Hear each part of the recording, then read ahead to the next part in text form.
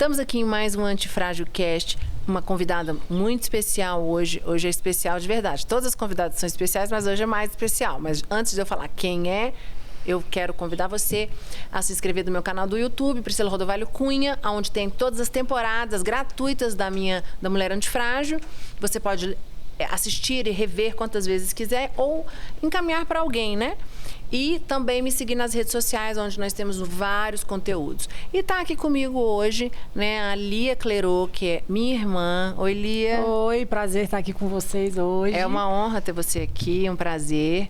A Lia, gente, é minha irmã, para quem não sabe, mais nova, tá? Eu sou a mais velha, tenho o Samuel e a Lia é mais nova. Nós temos 4 anos, essas pessoas ficam perguntando. A gente tem 4 anos e meio de diferença. Eu sou mais velha, não parece. É, todo mundo fala que não parece, né, gente? Eu acho bom, mas tem gente que acha que não. Quantos anos você tem? Não precisa falar essas coisas. Não precisa falar. E ela é psicóloga, tá? E ela faz também, tem um trabalho maravilhoso na internet, com mulheres, sobre autoestima. Fala muito também, nós vamos conversar um pouquinho também aqui sobre criação de filhos, né? Vou explicar por quê. A Lia está passando um momento muito legal, ela tem 2 filhos adolescentes também. E vamos lá, Lia, então, para a gente começar. Você fez o seu livro, né? Sim, Mulher de Valor. Eu já li um livro muito bem escrito, com muito conteúdo. A Lia fala muito sobre a questão da identidade da mulher, sobre o valor da mulher. Fala um pouquinho pra gente, da onde surgiu a ideia, como você fez esse livro, o porquê desse livro. Então, primeiro, obrigada pelo convite, é uma honra estar aqui com vocês. E, bom, a questão do livro de mulheres, na verdade, começou naturalmente em relação ao meu trabalho como psicóloga, que eu já fazia há um tempo no consultório, depois comecei a dar alguns cursos, até a Priscila e eu, a gente teve uma época até uma empresa juntas, onde a gente fazia alguns cursos de coaching e de trabalho com mulheres, e aí começou aí o meu interesse em poder ajudar mais as mulheres. E aí eu comecei a perceber que as mulheres hoje, elas estão muito perdidas em relação aos seus valores, em relação à autoestima. Tem muita mulher hoje que não sabe mais como se posicionar na sociedade. E aí eu vi a importância de estar escrevendo um livro, que é muito... Meu livro é mais prático. Até muita gente fala, nossa, é um livro muito bom de ler, porque ele dá muita dica, assim. Ele é prático, ele tem algumas tarefas até para a pessoa fazer durante a leitura. E é exatamente para poder ajudar a mulher a se conhecer um pouco mais e entender o valor que ela tem, né? Não se preocupar tanto com o que os outros pensam dela, não se preocupar tanto com o que a sociedade diz que ela tem que fazer, que eu acho que é uma das coisas mais importantes hoje em dia, nessa sociedade que a gente está vivendo. Eu vi um vídeo seu, você tem, né, umas pílulas, né, no seu canal, Conversa Franca. Era um programa, desse programa virou... não sei se são pílulas, se são um mini programa que você faz, 20, 30 minutos falando. Você falou muito sobre isso, sobre a identidade da mulher, que as mulheres, elas não sabem que elas são.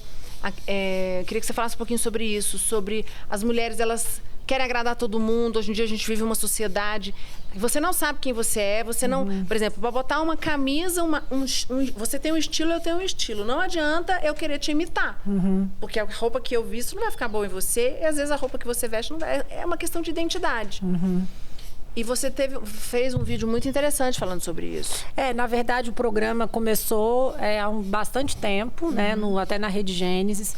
Com a minha falta de tempo, até depois vou explicar um pouco essa coisa dos meus filhos, principalmente de acompanhar o Pedro, eu não consegui manter esse ritmo de gravação que até eu gostaria na internet. Então, hoje eu faço pílulas muito esporádicas. Mas eu falo, quando esse vídeo que você viu, eu acho que é importante até pra gente mostrar para as mulheres que você primeiro tem que entender quem é você. Você tem que ter o seu propósito, o seu potencial, você tem que se conhecer como mulher individual, né? E tem que se amar, tem que se aceitar. Eu acho que a gente tem que ter essa consciência de olhar no espelho e gostar daquilo que você vê. Não ficar pensando no que o outro vai pensar demais, porque senão a gente não está vivendo baseado naquilo que a gente acredita. E aí eu vejo que as mulheres hoje, elas estão se perdendo nisso. Hoje você pode perceber, até acho que foi esse vídeo que você viu, que eu comento assim, que como as mulheres hoje estão todas iguais, né? E aí me dá principalmente um pouco a cara, o rosto, a face, né? Eu até fico um pouco agoniada, assim, eu sou meio contramão. Eu falo que quando as pessoas começam usar demais alguma coisa, eu já enjoo, já quero ir para outra coisa. Porque eu acho que eu perco um pouco da minha identidade quando eu me sinto parte da multidão. Eu acho que a gente tem que ser a gente. Então, assim, hoje eu vejo assim, as mulheres que têm as unhas iguais, a sobrancelha igual, os cílios iguais, a boca igual, o cabelo igual. Eu falo, gente, cadê a identidade E disso? nós não somos iguais. Não. Nem só gêmeos univitelinos. E mesmo assim, eles as são personalidades são personagens diferentes. Eu acho que a gente tem que perceber e respeitar isso. Aí sim a mulher vai se sentir bem, se sentir completa, se sentir até empoderada, né? Essa palavra que hoje em dia todo mundo gosta de usar.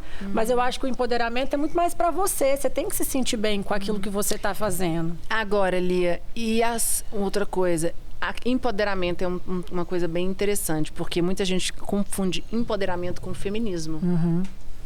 Fala um pouquinho pra gente sobre isso, porque você também fala sobre isso, né? Sobre a mulher, ela tem que ser empoderada. É dela, pode, mas é muito diferente de você ser uma feminista. Daquelas ativistas. Ativista, sim. Porque eu acho que o problema é que as pessoas confundem as palavras. E hoje em dia tudo tem uma interpretação diferente.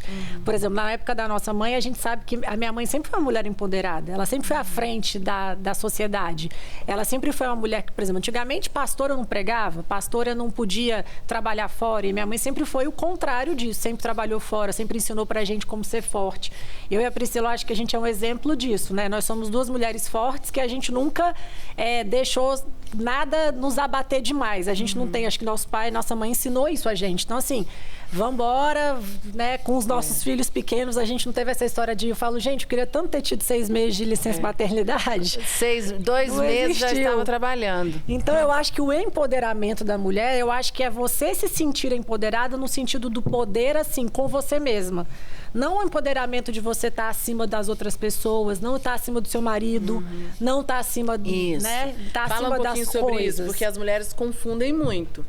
Eu sou uma mulher empoderada, então quer dizer que eu mando em casa. Não tem nada a ver. Não, eu acho que aí a gente tem que saber o nosso lugar, o nosso papel.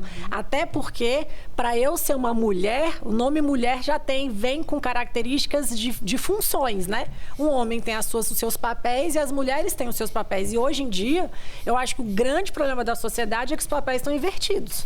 Aí tem gente que fala, mas a mulher está muito forte. Mas é porque a mulher está tendo que tomar um papel que talvez o homem não está mais tomando, ou porque a sociedade mudou e está exigindo e a pessoa não percebe, daqui a pouco ela está assumindo coisas que ela não precisa. E tem algumas psicólogas falam que se existe uma mulher muito forte perto de um homem, porque o homem é fraco.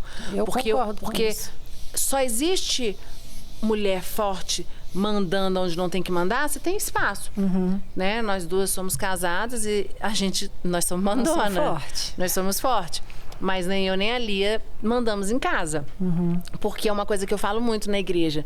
Submissão, que está na Bíblia. Mulher ser submissa. E ser submissa não é ser pau mandado do marido, tá? Presta bastante atenção nisso. Ser submissa é estar na mesma missão, ao lado do seu marido. Por quê? Por exemplo, a Lia... Fala um pouquinho, Lia, porque você, psicóloga, trabalhava com conversa franca, né? Você é administradora também. Mas aí surgiu algo na vida de vocês inusitado, que foi a questão da carreira do Pedro. Né? E eu tô dando esse exemplo para você falar exatamente sobre isso, que você e o João são parceiros nisso. E a gente tem que aprender a dividir, por exemplo. Às vezes ele pode ou não posso. E aí não é porque ele tá presente que teoricamente, ou que eu acho que eu tenho um domínio sobre aquilo. Então, por exemplo, nas decisões do Pedro, a gente sempre toma junto. Eu nunca decido nada sozinho. Então, se alguém, às vezes já aconteceu situações assim, de pegarem a gente, levar, vocês precisam resolver isso agora. Eu falo, eu não posso resolver nada sem falar com o pai dele. E eu acho que isso que é a construção do relacionamento, né?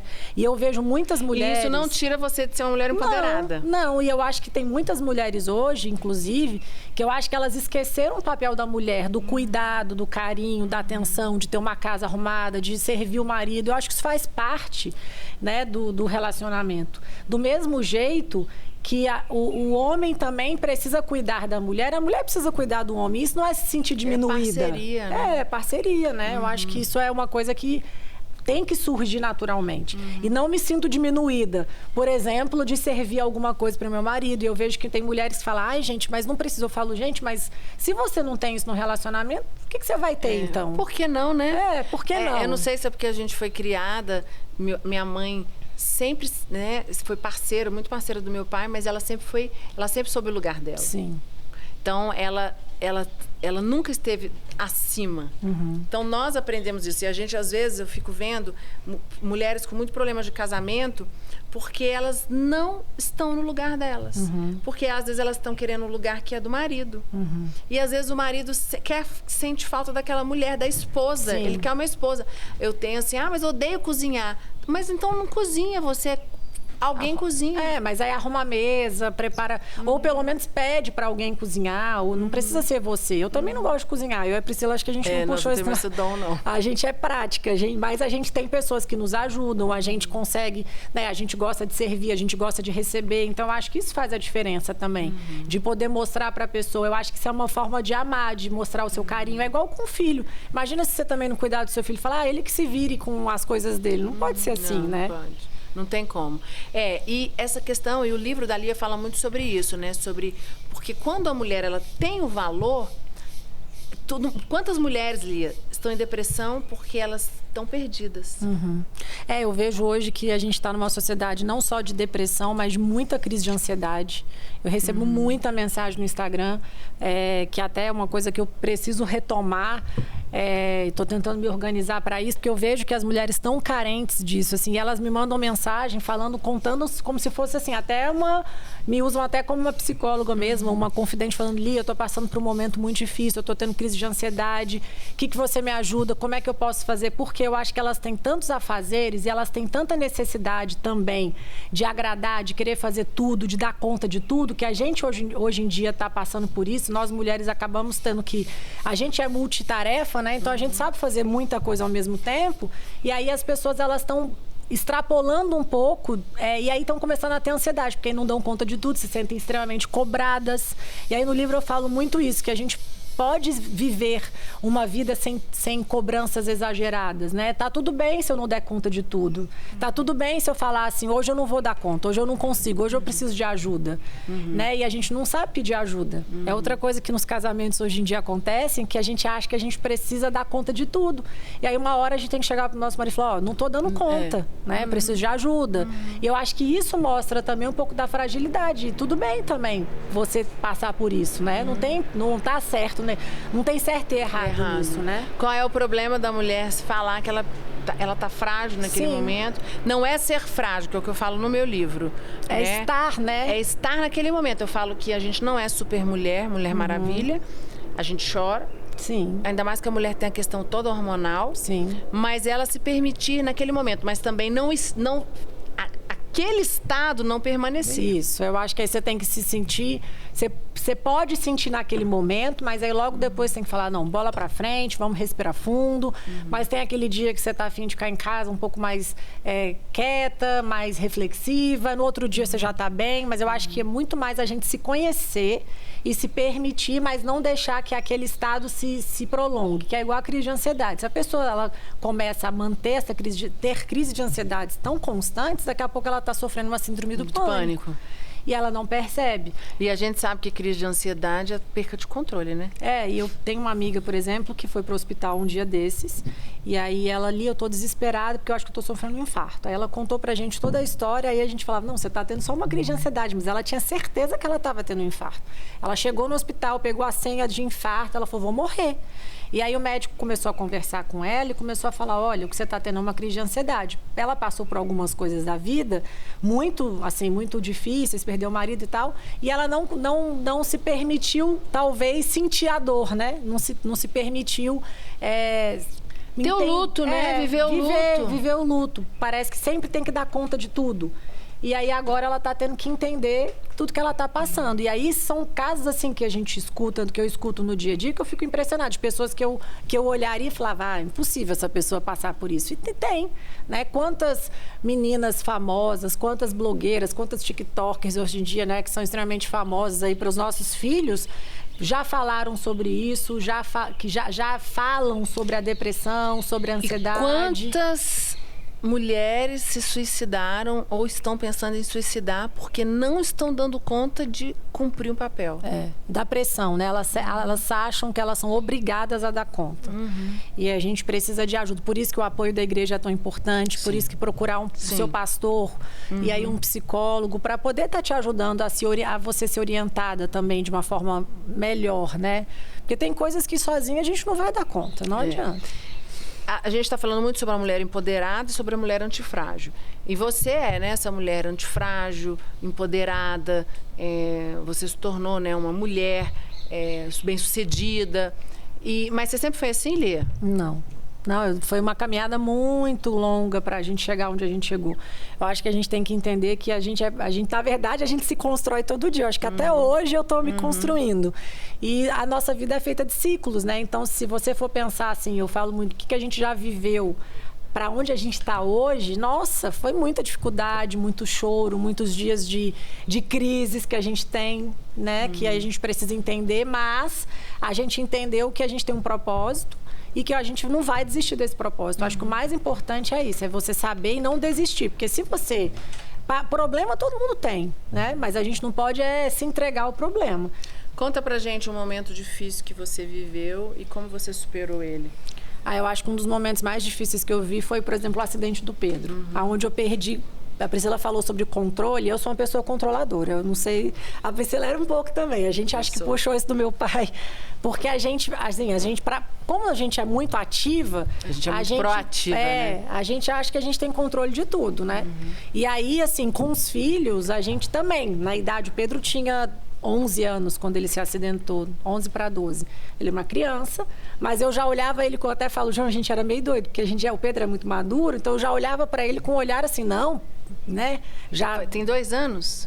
Fez 2 anos, agora dia 17 de setembro. Nossa, passou ele tinha 13 anos, então, 13 na verdade. Ele está com 15. Já era pré-adolescente. Já era pré-adolescente. E aí, foi uma coisa que pegou a gente de surpresa, que por mais que a gente saiba que poderia acontecer, a gente nunca pensa que vai acontecer com a gente, né? E aí aconteceu o acidente. Conta o que ele faz. O Pedro é um piloto, né? Hoje ele está correndo de F4 no Brasil. Ano que vem ele com certeza vai estar correndo fora. Mas anteriormente a isso ele corria de kart. E o kart, para muitas pessoas, é uma brincadeira ou é um hobby, mas ele sempre levou isso muito a sério. Então, a gente sempre viu nele um talento, então a gente investiu nisso. Gente, dá muito trabalho isso. Então, eu falo para as pessoas que tem gente que acha que sonhar é fácil. Não, mas dá muito trabalho, né? Mas a gente acabou conversando e decidindo apoiar ele. E aí ele foi fazer um treino, que era simplesmente um dia... Ele tinha um campeonato no final do ano, né? Ele tinha um campeonato muito importante no final do ano, que era em Birigui, que é o campeonato brasileiro. E foi pandemia, né? Foi no ano de pandemia, 2020, e ele estava treinando, os cartódromos estavam abertos para treinos fechados. Então não podia ir gente público em geral, só podiam ir tantos pilotos por treino, tal, estava bem organizado. Mas os campeonatos também estavam abertos sem público. Então, fazia teste de Covid, bababá. E esse campeonato era um campeonato que ele sempre sonhou em ganhar. Ele, infelizmente, não tem esse título ainda, mas que é o Campeonato Brasileiro de Kart. E aí ele estava treinando muito, ele estava num ano excepcional, ele estava ganhando todas as corridas. E aí era um dia que ele não ia treinar. Eu lembro direitinho que era uma sexta-feira e o João até falou, Pedro, não vai, porque não é dia de treino, você treinou ontem, eles iam viajar segunda-feira para uma estava tendo um pré-campeonato para eles se aperfeiçoarem na pista. E eles iam de carro, porque na época nem podia viajar de avião, que é em Birigui. Aí ele, não, pai, por favor, os amigos dele tinham chamado ele gosta muito de treinar com outras pessoas, porque motiva ele, na época motivava muito ele. Aí o João, tudo bem, mas o João não estava muito confiante. Eu falo que quando pai e mãe sente... E eu lembro que foi um dia que eu até dei um curso online, depois disso até nunca mais dei curso, que eu acho que eu fiquei traumatizada. E aí, no meio do curso, meu telefone toca falando que o Pedro tinha tido um acidente. Só que eu achei que era uma coisa leve. Falei, um acidente. E o João estava lá no Lago Norte nesse dia, que é bem longe, quem mora em Brasília sabe.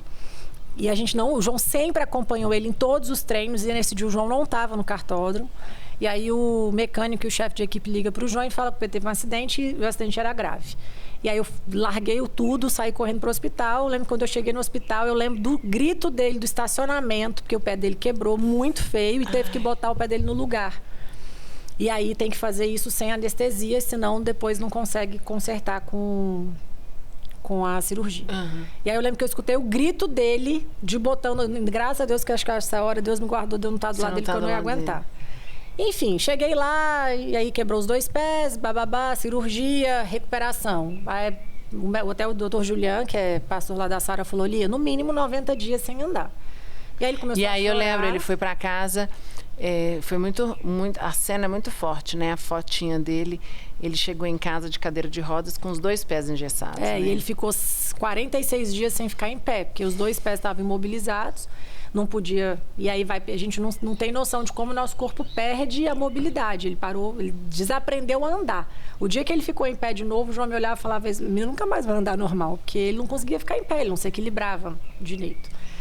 Foi muito difícil, acho que foi um dos momentos mais difíceis, mas foi o dia que eu aprendi que eu tinha uma força que eu não sabia de onde era. Que aí eu acho que é aí que a gente entende que se a gente quiser, a gente consegue. E aí o João me olhava, chorava, aí eu respirava fundo, não chorava. Aí a gente trocava, aí eu saía do quarto, aí o João ficava com ele, eu chorava e voltava. E aí ele chegou em casa, ele chorou 2 dias seguidos, sem parar. E aí ele falou, mãe, mas eu não vou desistir do que eu quero. Eu falava, meu filho, não vamos pensar isso agora, só pensa em recuperar e tal. Então aí eu acho que eu entendi o que é ter força de vontade. Porque eu vi nele uma força de vontade que eu nunca achei que ele tivesse, porque eu achava o Pedro até um pouco assim mais mole, porque ele era muito carinhoso, muito assim amorosinho. Eu falava, o Pedro não vai ter essa força de vontade. Até o João falava que se surpreendeu com ele. Aí que eu conheci um lado do Pedro que eu não conhecia, que eu acho que aí despertou nele um outro lado, que é o lado que ele tem usado até hoje. Então eu acho que, por isso que eu acho que a gente consegue tudo que a gente quer, porque eu não imaginava que a gente ia conseguir passar por aquilo. Com 63 dias ele estava dentro do carro de novo, ele tirou o ferro, que ele ficou com os ferros para fora do pé. Aí o Julian falou, eu vou tirar o ferro, você pode começar a acelerar. Ele falou, acelerar não, eu vou entrar dentro do carro. Ele não conseguia nem andar, ele foi carregado, botaram ele dentro do kart. E ele simplesmente andou melhor do que ele andava antes. E o João falou, quero ver quando ele passar na curva que ele bateu, né? Se ele não vai travar. Aí o João, e aí, como é que foi? Pai, que tempo que eu fiz? Aí o João falou, nossa, muito melhor. Mas e o lugar que você bateu? Nossa, eu nem vi. Aí eu falei, nossa, realmente, se a gente quiser... Virou uma chave. Virou uma chave. E aí eu acho que virou uma chave para todo mundo, de que realmente era o que ele queria. Então eu acho que eu me vi até na obrigação de apoiar ele, depois de tudo que ele passou, eu não tive coragem de falar, não, agora vamos parar. E aí eu acho que eu também me conheci como mulher forte, assim, eu acho que uma mulher antifrágil, como você fala, porque... Literalmente esse é o maior exemplo, gente, perfeito exemplo da Lia. A fragilidade. Imagina, um filho, um acidente, chega... Outra mulher, eu não sei como eu reagiria, mas a gente conhece mulheres que o mundo acabou. Não, e fora que não deixaria o filho nunca mais andar de carro, né? Perfeito. Falaria, nunca mais, eu já... todas as mães. Aí eu lembro que teve você teve até... Meu próprio... Não, meu pai falava, pelo amor de Deus, você não vai mais andar. Eu falava, pai, eu não tenho o direito de fazer isso. Porque ele, se é o que ele quer, ele vai decidir agora. Ele tem que decidir o que ele quer. Não sou eu que vou decidir. Aí você ia ser super protetora, controladora. Exato. E lá na frente ele ia cobrar isso de você. E eu não ia deixar ele se desenvolver e crescer. Porque na vida ele não vai. Ele vai passar por problemas, ele vai passar por dificuldades, ele vai se frustrar. E eu não posso podar isso dele. Ele tem que aprender, né? Eu não vou estar do lado dele o tempo inteiro. Não. Então, eu acho que foi um momento... E aí eu lembro que eu encontrei umas mães nesse campeonato que ele foi, e ela falava, o que você está fazendo aqui? Eles acharam que eu juntávamos obrigando. O Pedro falava, minha filha, por mim eu estava na minha casa, nunca mais eu pisava nesse lugar, mas é o que ele gosta e a gente está aqui, eu não vou largar. Aí depois desse dia, o João fez um trato que ele nunca mais corre sozinho.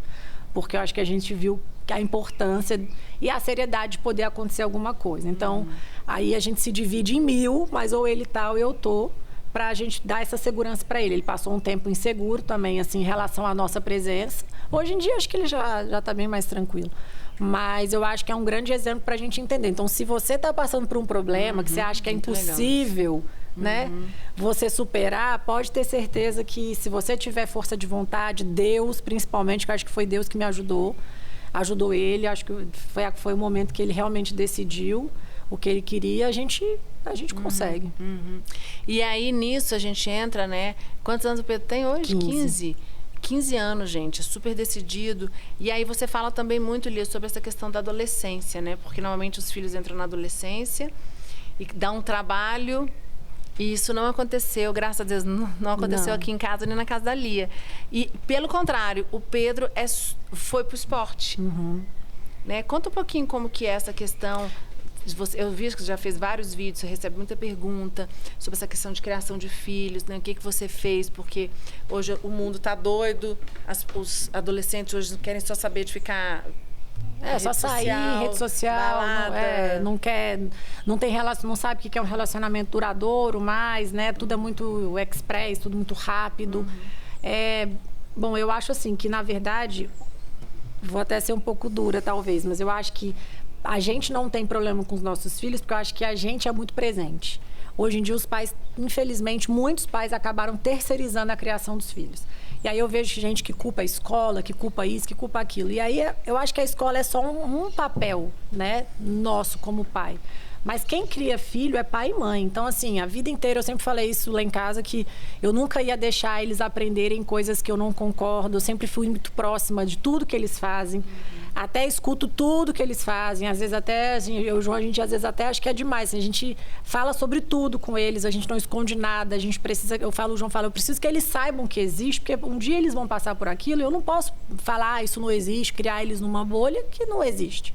Então, eu acho que o mais importante é a gente estar presente, é a gente estar do lado, é a gente apoiar, é a gente ter eles também, eles verem a gente também não só como pais, mas como amigos também, porque eu acho que antigamente a criação dos nossos pais era diferente em relação a isso. A gente não tinha tanta liberdade, né, para conversar. Hoje a gente tem liberdade com o nosso pai, mas há muito tempo atrás isso não existia. Acho que eles foram evoluindo. Hoje em dia meu pai é outra pessoa, minha mãe, mas eu acho que eu aprendi isso com eles e tento exercer isso com os meninos. Então, assim, até a Lulu esses dias estava comigo, com o Pedro, a gente saiu para jantar, ela, nossa, mãe, acho tão bom quando sai nós três, a gente conversa de tudo. Mas eu acho que até melhor do que eu falo, não, Lulu, você tem que ter essa... Acho que até um pouquinho melhor do que estar com as minhas amigas, porque lá a gente conversa só a mesma coisa. Eu não, mas pai e mãe é muito importante, mas você tem que ter sua rede de amigos, você tem que saber. Mas assim, a gente faz tudo junto. Então, assim, lá em casa, acho que a gente é muito grudado, a gente viaja junto. Eu acho que essa coisa do esporte do Pedro uniu muita gente. Então, assim, a gente também está em todas as corridas juntos, acaba virando um programa de família. Mas eu acho que o mais importante hoje é você estar do lado do seu filho. Estar ali ouvindo o que ele fala. Não deixar seu filho, não deixar seu filho horas dentro do quarto com a porta trancada, sem saber o que ele está fazendo, com quem que ele está falando na internet. É muito perigoso. Eles conhecem pessoas que eles nem sabem quem são e já estão trocando informação, já estão falando coisas da vida deles que eu falo, gente, mas vocês não sabem nem quem é essa pessoa, não é assim. Né? Então, eu acho que a gente tem que tomar muito esse cuidado. O Pedro ficou muito amigo de muitos meninos na pandemia online. E hoje a gente ficava um pouco preocupada, a gente ficava muito escutando, porque ele ficava conversando e a gente estava do lado o tempo inteiro e ele botava sempre no Viva Voz.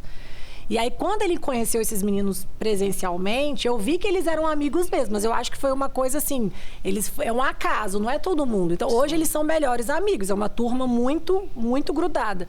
Mas graças a Deus de pais que são presentes, todos eles têm pais que estão em todas as corridas também, todos são pilotos, vivem a mesma vida que ele. Então, acho que isso para ele é importante, né? Que entende o que ele está vivendo. Mas eu vejo a diferença deles para outros que os pais aparecem de vez em quando, aparecem só no último dia, não estão presentes no dia a dia. Eu acho que isso é muito perigoso, porque você não sabe o que o seu filho está aprendendo, né? E você não sabe o que está passando na cabeça do filho, não sabe nada. Sim. E aí, fazendo um outro assunto também, o pessoal faz uma pesquisa e a pesquisa disse... que eu também acho, né? Você é uma mulher muito elegante, seus looks, sempre lá posto o look, ali é muito, muito fotogênica, o estilo. E aí eles mandaram uma pergunta: de onde você tira suas inspirações? Como é que surgiu essa paixão pela moda? Então, na verdade, eu acho que eu sempre gostei de coisas assim, como eu falei no começo, eu acho que quando eu comecei a me conhecer mais, eu não era assim muito, a Priscila lembra, quando eu era mais nova. Ela era a Patricinha e eu era Pode Crer, tá, gente? Desse jeito, é porque eu não tenho uma foto aqui. Eu era a Patricinha, ali era Pode Crer. Pode Crer mesmo. E aí, assim, mas era uma fase que eu vivia, eu era super feliz assim também. Mas quando eu comecei a me conhecer mais, eu comecei a gostar disso. E essa coisa que eu falei do diferente começou a me chamar a atenção.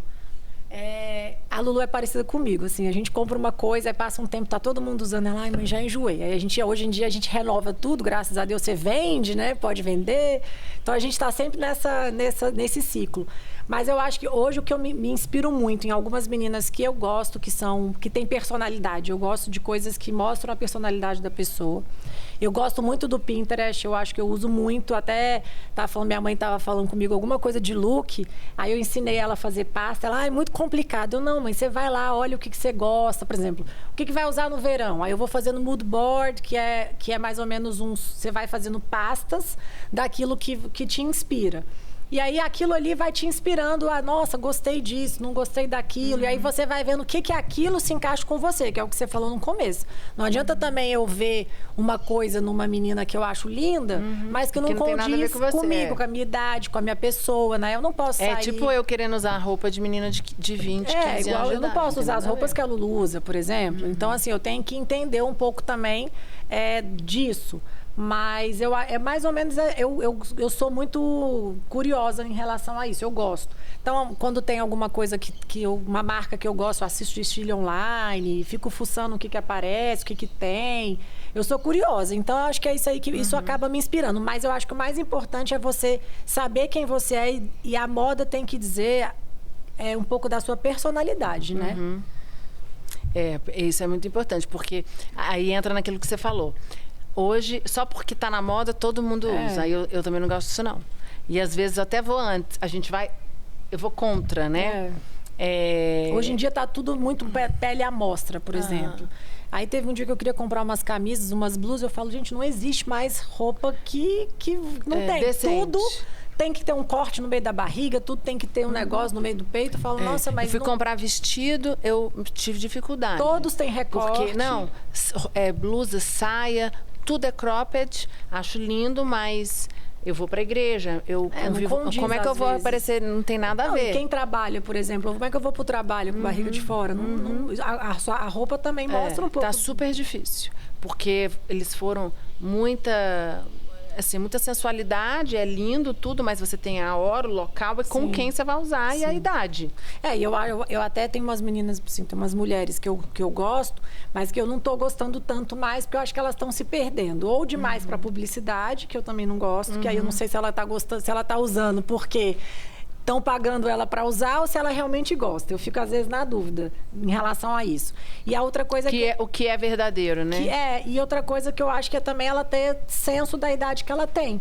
Eu acho lindo uma mulher de 60, 70 anos se vestir chique, elegante para a idade dela. Ela não tem que querer usar como uma menina de 30, por exemplo, né? Acho que por isso que a gente tem que aproveitar e viver aquele momento e curtir aquilo que você tem naquele momento. Porque senão chega lá para os 45, você vai querer viver coisa de 20. Aquilo que você não viveu. Exato. É verdade. E a gente recebeu uma pergunta também sobre o Conversa Franca. Né, pessoal, você vai voltar com o projeto? Quais são os seus planos? Não, eu quero muito voltar. Até estava falando com a Karine hoje. Nossa, a gente precisa tanto voltar a gravar, mas eu acho que é prioridade. Como eu falei aqui, assim, eu acho que a gente que é mulher hoje em dia, e trabalha fora, e tem família, e tem marido, e tem filho. Não dá pra fazer tudo, né? Não dá pra fazer tudo. E ainda mais você acompanhando agora. Eu fiz uma escolha, até fiquei meio fora da internet esses últimos 2 anos, porque eu acho que essa coisa do Pedro mexeu muito comigo. E eu acho que a gente tem que tomar cuidado também com o que a gente está postando. Eu acho que a internet é um lugar maravilhoso para a gente divulgar nosso trabalho, mas tem uns 2 lados. Então, eu quero muito voltar a ter tempo, mas eu também não quero fazer de qualquer jeito. Então, eu acho que eu preciso... Esse momento, o meu filho precisa mais de mim. Sim. Então, eu quando eu puder, eu quero voltar a gravar, mas eu não sei se eu vou conseguir com tanta rotina, sabe? Né? Assim, como eu gostaria. Tomara que eu consiga. Talvez ano que vem seja mais tranquilo. Então, eu não sei, assim, como vai ser. Mas é um projeto que eu amo, é um projeto que eu realmente sinto falta de fazer, eu gosto. Mas é mais a questão da organização mesmo. E aí, eles mandaram também outra pergunta, essa aqui é legal. Nós duas somos parecidas fisicamente, não concordo. Acho que a gente parece o cabelo, mas ali... Mas a gente era mais parecida. A gente era mais parecida. Você vê foto do seu noivado, a Lulu até esses dias falou, mãe, era muito mais parecida. Era mais parecida. Acho que a idade vai deixando a gente mais... Cada uma vai tendo seu estilo também. Eu acho que a gente vai se descobrindo também e vai mudando um pouco da nossa... Nós já fomos mais parecidas do que hoje. Até acho que por causa do cabelo também que eu cortei. Aí vai dando uma, né? Mas eles querem saber... Nas outras coisas também vocês são parecidas? Acho que mais ou menos. Em algumas coisas sim, outras não. Outras não, Eu acho que a personalidade da gente é parecida, por exemplo, a gente é muito forte, parecida, a gente é muito ativa. Você falar uma coisa pra gente hoje, a gente vai, daqui meia hora, a gente já tá querendo resolver. Mas em outras não, né? Não sei. Eu acho que cada um tem um perfil de, né, a Lia, por exemplo, nós somos idade 4 anos diferente. Teve uma época que a gente ficou muito distante por causa, eu tinha eu era 15, uma criança. A Lia tinha 10 e meio. Quando a Lia fez 15, eu já tinha 20, aí começou a se aproximar. E eu tinha tendência muito de irmã mais velha, querer que a irmã mais nova goste do que eu gosto. Isso não vai acontecer. Eu acho que quando a gente teve esse entendimento, de que cada uma ter aquilo, escolher. Mas eu não sei, eu sou. A Fernanda fez a minha análise, eu sou melancólica. A Lia não é melancólica. Eu acho que a Lia, ela é colérica. Eu sou boazinha, gente, mas eu não sou tão. O João fala, só eu sei o que você. Não sei. E a Lia é do mês de junho, né? Eu sou uma pessoa que eu acho que eu mudo muito, assim, por exemplo, vocês estavam falando de estilo. Tem dia que eu tô de salto alto, tem dia que eu tô de tênis, tem dia que eu sou muito assim. Eu sou muito conservadora. Eu não, eu sou muito moderna. Clássica. A Lia não, tanto que algumas coisas, se você for pegar as nossas casas, meu estilo é muito mais clássico. Da Lia não, você é muito mais moderna. Você tem uma característica que eu acho que é diferente. Você tem mais facilidade de mudança do que eu. Isso é verdade. Eu tenho muita dificuldade, né? Eu vejo algumas Por exemplo, coisas... eu não tenho muita rotina, eu tive que aprender a viver assim. O João, ele gosta mais de rotina que eu. Eu odeio rotina, eu falo, gente, eu não seria funcionária pública nunca na minha vida. Só de pensar de fazer todo dia exatamente a mesma coisa. Eu também gosto de rotina. A Priscila gosta, o João também gosta. Eu já sou uma pessoa assim, eu não importo de estar o tempo inteiro mudando, fazendo coisa diferente. Eu gosto da minha rotina no sentido do que é bom pra mim. Por exemplo, eu tenho umas coisas que são sagradas. Eu malho todo dia, não importa onde eu tô.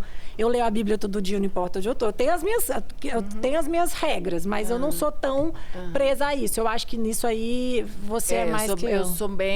Eu sou rotineira. Eu, por exemplo, se eu tenho a minha semana muda um dia, né? Um dia eu já fico louca, já fico agoniada.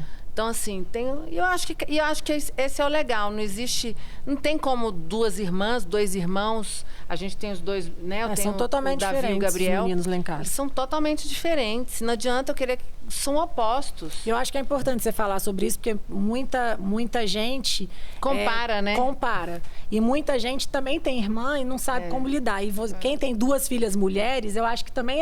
Eu penso assim, minha mãe foi muito sábia, porque cada uma com uma personalidade diferente e ela soube lidar com isso de uma maneira muito, muito leve, né? Então, eu acho que é importante a gente passar isso para as pessoas, porque existe assim... Às vezes a Priscila é bispa, eu sou uma pessoa mais dos bastidores. Aí tem gente que fala, mas você não se importa? Eu falo, de jeito nenhum. Eu acho que cada uma nasceu para uma coisa. Então, assim, eu trabalho muito bem com isso. Eu sou super feliz com isso é uma coisa que é muito bem resolvida entre a gente. Eu não importo. E eu acho que até eu sou melhor aonde eu tô hoje do que eu tentar ser uma coisa que eu não sou. Então, eu acho que isso Mas é eu importante. acho que isso é a beleza de uma criação de filhos. Você deixar teus filhos... entenderem qual é o lugar deles. É muito ruim quando um filho, o pai, né, fica querendo empurrar um filho para uma coisa que ele não quer, que não é dele. Que ele não gosta. Que ele não gosta. Eu então, vejo assim, muito isso até no kart. Você falou uma coisa que eu falo assim, gente, é engraçado, porque não foi nem eu nem o João que botamos o Pedro nisso. Pelo contrário. E lá tem muito pai. Isso que eu ia perguntar. De piloto que queria ser piloto. Então, o pai não viveu o sonho dele, agora ele quer que o filho viva aquilo, né? Então, eu acho que a gente não pode querer viver o sonho dos nossos filhos. Assim, a gente tem que viver o sonho dos nossos filhos, não os nossos filhos viver os nossos sonhos. Então, acho que a gente precisa entender isso. Claro que, por exemplo, a gente viveu o sonho do nosso pai em relação ao apoio, a estar do lado dele, a disponibilizar, né, a nossa vida em função de um propósito. Mas, por exemplo, o Pedro tem um talento. É algo natural, meio fora né? da curva. E você...